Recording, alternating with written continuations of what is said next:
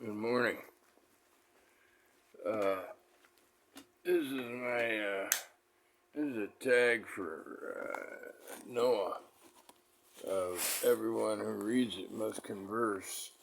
This is the bedside table reading tag for when you can't sleep. I got to bed about 2 hours ago. I woke up and I can't sleep. So it's time to do this tag. I've been waiting for the right time. The tag is basically when you wake up in the morning, you got to drop your phone and then set it up again. And after that, you gotta tell people what you got to read on your bedside table. I don't know if I can do this and stay in the picture, but I like to have on my bedside table what I'm reading in the near future, among other things. So I got some books on India, because I'm reading about India. One that I'm really looking forward to is Amartya Sen, the Nobel Prize-winning economist, who taught us that all famines are caused by problems with distribution, not lack of food. But this is the argumentative Indian. There may not be. It's a series of essays. I'm not sure any of them are on hunger, but it doesn't say. It's got a couple on India and the bomb, and independent India, and it's some esoteric topics about India. The one I'm in the middle of right now is by William Dalrymple. Now that's a very Indian name, Dalrymple. It's called the Anarchy, the Relentless Rise of the East India Company. I don't know. Everything I read on the East India Company is just not hard enough on the rapacious cocksuckers. But if that isn't, this should be The Great Famine of India, 1876-78, Holocaust in the Raj. Says on the back here, the British Raj series. The Raj is still considered the jewel in the crown of British colonial achievement, despite the average Briton not knowing as to why. Startlingly, this rose-tinted view is not shared by the Indian subcontinent. Startlingly? Whose national archives tell a very different history. Okay, and then they go on to talk about the famine. I just finished this, so it shouldn't be here because I'm done. This is Shashi Tharoor's Inglorious Empire, What the British Did to India. Now, the only problem I have with Tharoor is his conclusions. He seems not to want to, he wants to tell the truth, and he does it very well. But, 17 times in the book he says, I don't want to take anything away from, them for giving us tea and cricket. Yeah, really? Yeah, it's very nice of you. A lot of fat books end up here on this table, and I suppose you all have that problem.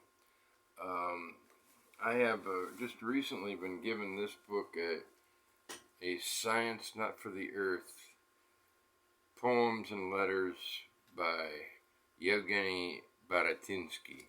I've only read one. I don't know what it is, about me, but there he is. There's a picture of him right there. Yeah.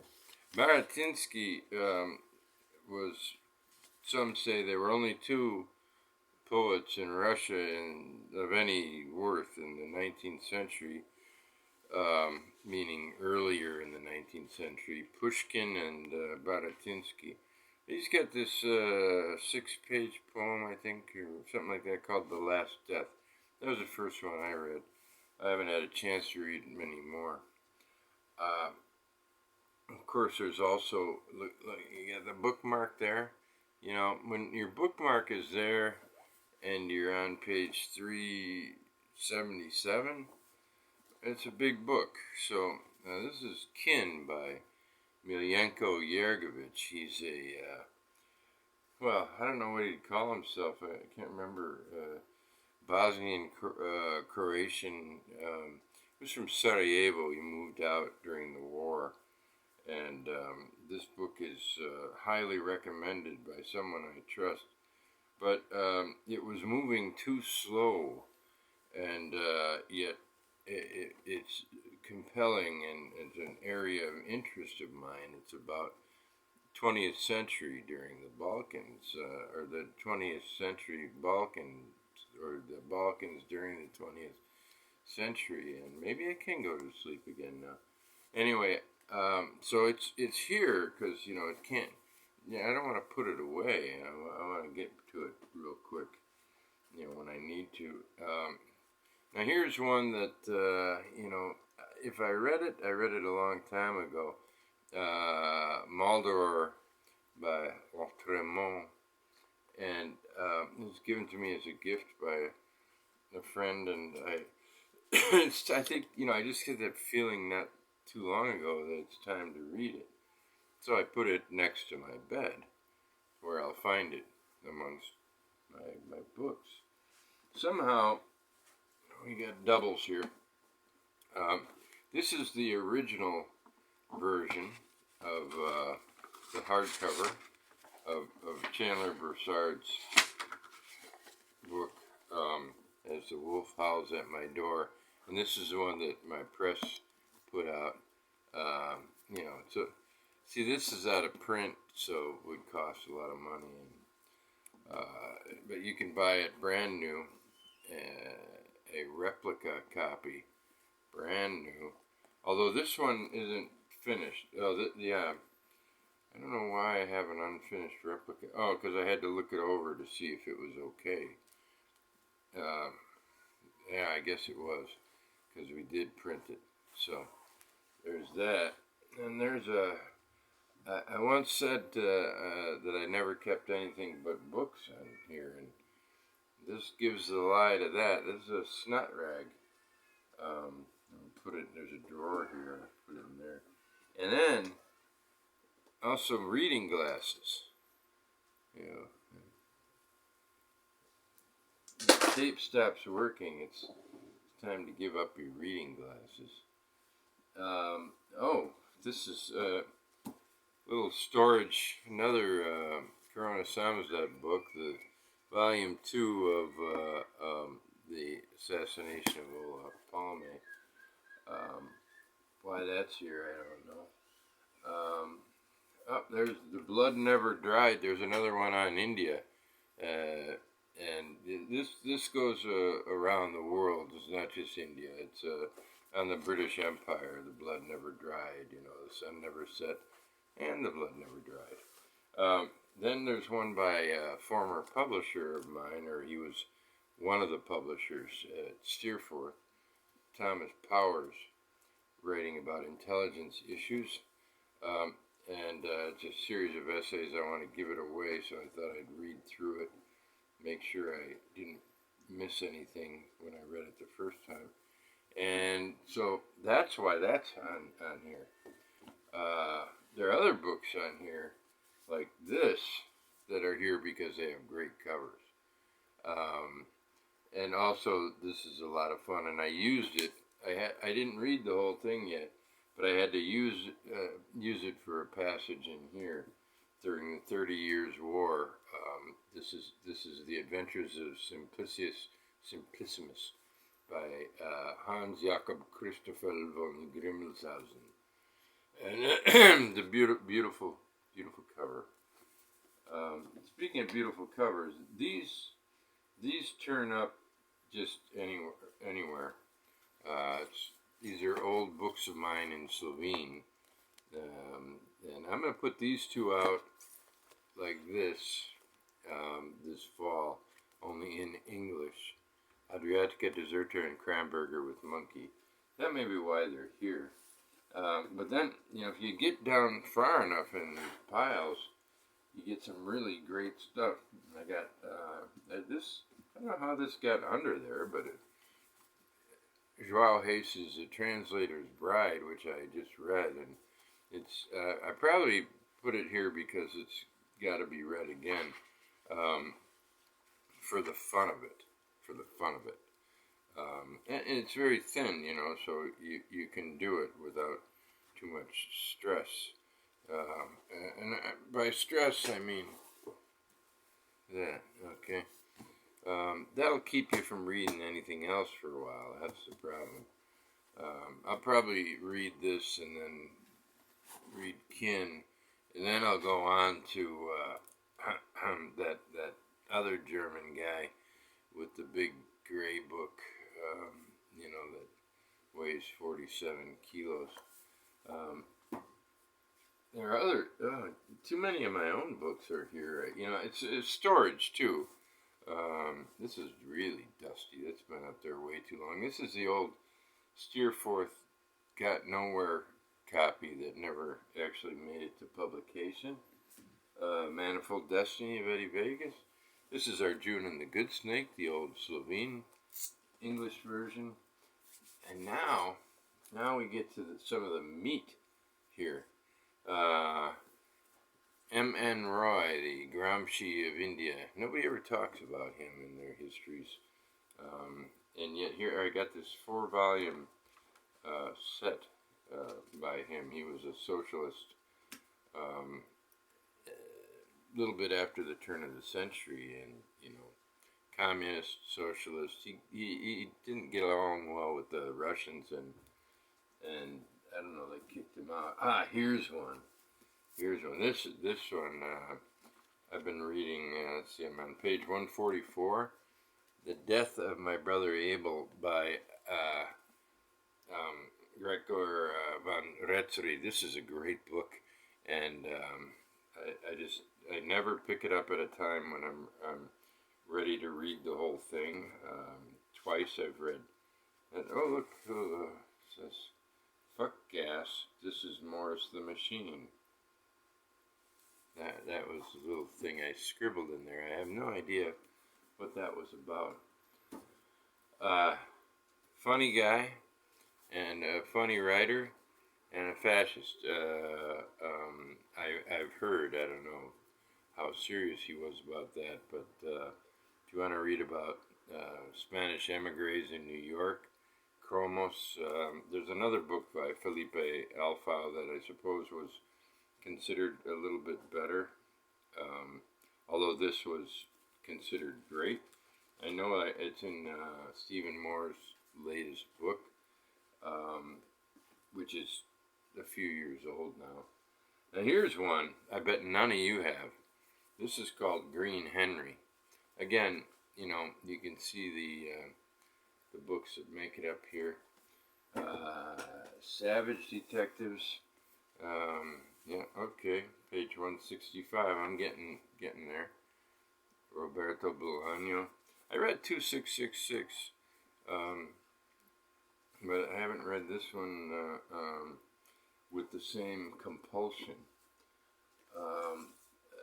There's always this is a 2-volume book, one of my very favorites, The Mediterranean in the Age and the Mediterranean World in the Age of Philip II. This is volume 1. Volume 2 might be in the bathroom. If you want to go check, we could. You can't answer me. This is the Driftless Reader.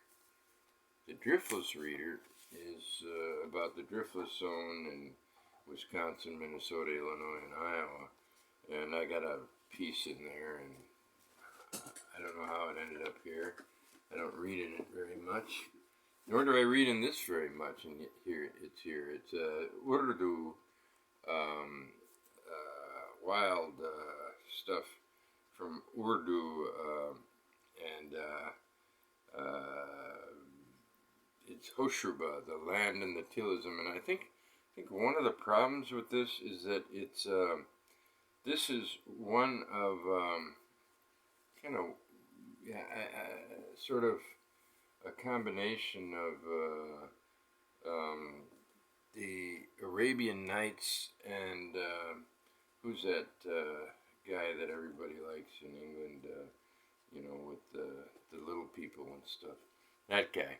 And you know, the problem is it's a major commitment, not as major as some. It's 400 pages and fun stories, and I thought I would probably read it to my kids, but I never did. And one of the reasons is this is was a recent translation when I picked it up, and it was book one, and I like to have the whole thing, you know.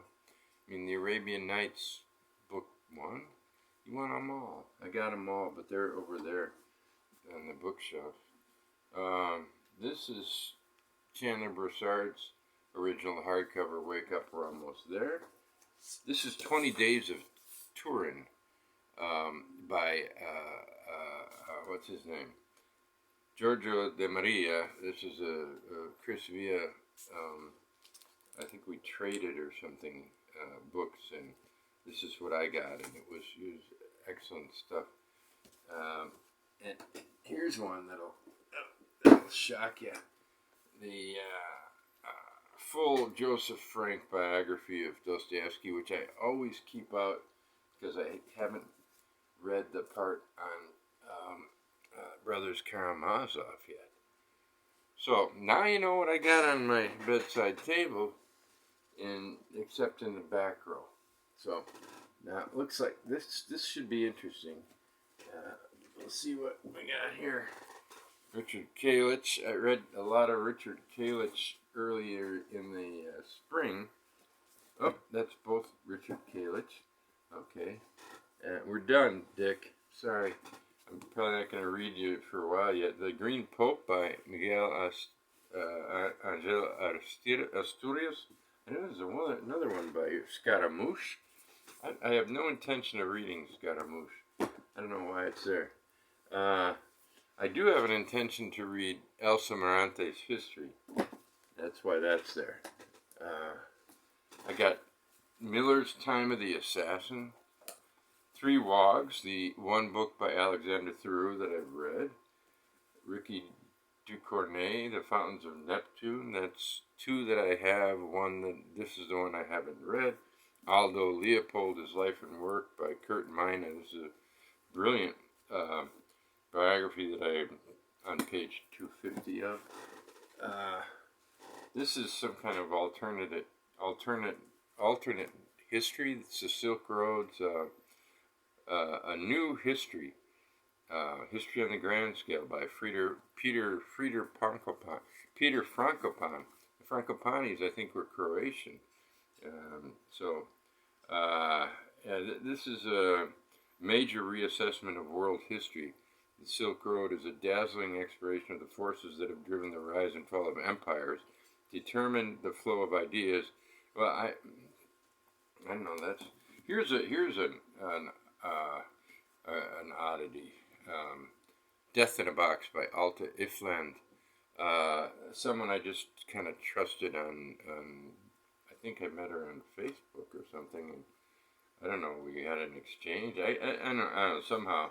And it was a marvelous book of short stories by a Romanian writer, and I finished the whole thing. It's only 95 pages, and I recommend her book highly. Now let's get these back. Okay. Remember, I just woke up. Oh, wait, I got these. Dasha Derndich, Trieste, read that a couple times. And, you know, the actual title was sarcastic. I think it was like something like Sunshine. Let's see if I can reach the colophone. There's some stickiness here. The colophone, yeah, sunshine. And the English called it Trieste, cocksuckers. It's an old Onetti. There's Onettis all over the house, and it's good for them to wander around. The Legends of Kasak, O.V. Vijayan. This is one of the great Indian writers of all time, and the book comes with all kinds of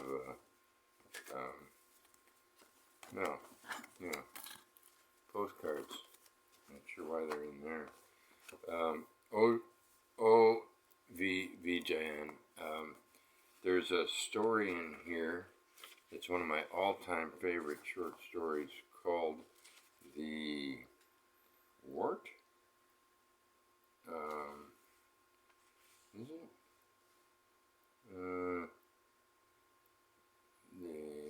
Maybe it's in a different collection.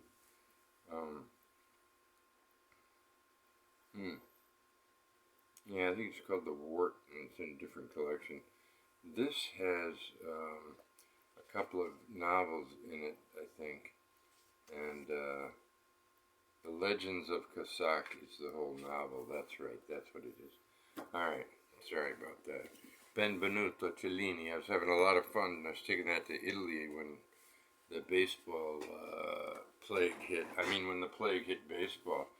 And Ian Mcnamee, I reread this not too long ago. That's how it ended up here. He's a Northern Irish writer of political crime. Wonderful writer. Definitely in the literary vein. The very powerful Moral Affair, which I had to read twice for my novel, The Assassination of Olaf Palme. And there's the last letters of Jacopo Ortiz by Ugo Foscolo, and I haven't read it, so fuck it. We're not gonna get into that. We're already over time, aren't we? Yeah, 22 minutes. So I think we'll put some up here, put some down there, and I'll just read this one. Okay, we got History of the CIA by somebody. We got Paradiso, is it? I think. No, maybe not. It's one of those books where it's just the sunshine got, wore off the words. But Infinite Jest is there. I started it 3 times, and the next book up is called Past Caring by Juan Carlos Onetti, and I'm past caring about Infinite Jest. It's a very personal thing with me. I left the United States for a reason, and whenever I pick up Infinite Jest, of course, I notice that the writer is very good, he's a great writer, but his subject depresses the shit out. Not depresses me, it nauseates me. It's like something I ran away from is following me, and like if you took part in the Spanish Civil War on the losing side, and one of your jail readings was a book about that, something like that. And speaking of that, we got Victory in Vietnam, the official history of the People's Army of Vietnam. Still haven't read it, but I got Dante's Inferno, the Pinsky version. There's somebody on YouTube right now, Tom of LA, is doing a really great piece on that, and I paused it because I wanted to look for this. So now I have to get this out without causing things to fall. One of the things that would fall would be Pasolini's Requiem. The first 100 pages of that or so describe his death and the aftermath and so on, and it's a book in itself. It was pretty fucking awful. Then there's that Fat Book of Europe by Norman Davies, which I read fully once, but many times I've dipped into it what's great about Norman Davies is he understands that Europe ends at the Urals and not at Alsace-Lorraine. And then Nicanor Parra anti-poems. Should be reading those. Here's one that I read, The Plains. There's Tamil pulp fiction. There's a black book, Peter Nadash. We're almost done here. Peter Nadash, Parallel Stories. You know, I had it put away with those books that I don't really have to read. And then I was convinced I had to read it. The Golem, which I've been trying to finish for many years, because I was reading a book about Prague, and I thought, well, let me read this first. And I need to have some sort of, I don't know, maybe I need to have a babysitter come for a week, and then I'll go through these two books. I love this, and yet I don't put enough into it. Against the Day by Thomas Pynchon, which I've been told to skip right to the last character by Noah Clemens. I found I don't like his fantasy so much. Wake Up, We're Almost There, our version, the Zach Tanner cover. Mulligan Stew is, maybe the #1 book on here for those who like a good laugh. Trawl by B.S. Johnson, another one I got to read. And a real treasure here, Raja Rao, the chess master, and his works. This is another. This volume is finished, but I think he wanted to write 2 more, and I think he got the idea when he was 80. That he's a wonderful writer. The Serpent and the Rope is a brilliant novel. And I remember just being enthralled with this until evidently page 164. And it's not that I was no longer enthralled, but, I got derailed. Voices of the Dead, I don't know anything about this, but something told me read it. And it's by the Goethe Prize winner of 1982, Autran Dourado, Brazilian. Donald Harrington.